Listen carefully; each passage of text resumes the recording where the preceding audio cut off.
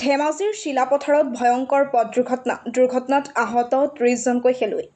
চিলাপথাৰৰ নামনি মুক্তিয়াৰ অঞ্চলত সংঘটিত হৈছে এই পথ দুৰ্ঘটনা। চিলাপথাৰ লক্ষীপুৰত চলি থকা মিচিং অলিম্পিক খেলৰ বাছনি শিবিৰত অংশগ্ৰহণৰ বাবে গৈছিল খেলুৱৈ দলটো। মাজবাটত সংঘটিত হয় এই ভয়ংকৰ পথ দুৰ্ঘটনাটো। মেজিক বাহনখনত থকা ৩০গৰাকী খেলুৱৈ গুৰুতৰভাৱে আঘাতপ্ৰাপ্ত হয়। আহতসকলক ততাতৈয়াকৈ চিলাপথাৰ মডেল হস্পিটেলত চিকিৎসাৰ বাবে ভৰ্তি কৰা হৈছে।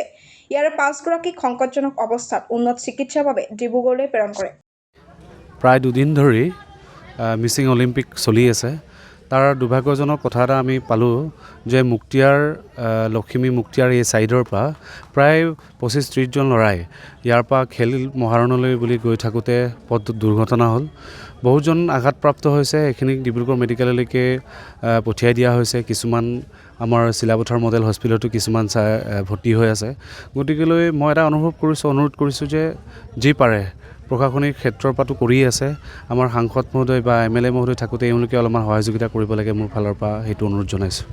এনেই কিমানজনমান খেলুৱৈ আঘাতপ্ৰাপ্ত হৈছে? বিশেষকৈ ২৫জন খেলুৱৈ ইয়াৰ পৰা গৈছিলে, উঠি অহা যুৱ প্ৰজন্মই আছিলে। ২৫জনৰ ভিতৰত এতিয়া মোৰ জনাত বিশেষকৈ ৫জনমান পূৰা আঘাত হৈছে। ডিব্ৰুগড় অসামৰিক মেডিকেললৈকে AMCলৈকে লৈ গৈছে। সংকটজনক অৱস্থা নেকি? সংকটজনক অৱস্থা বুলি মই খবৰ পাইছোঁ। খবৰটো পোৱা মতে এতিয়া আমি যাব তালৈকে ওলাই আছোঁ।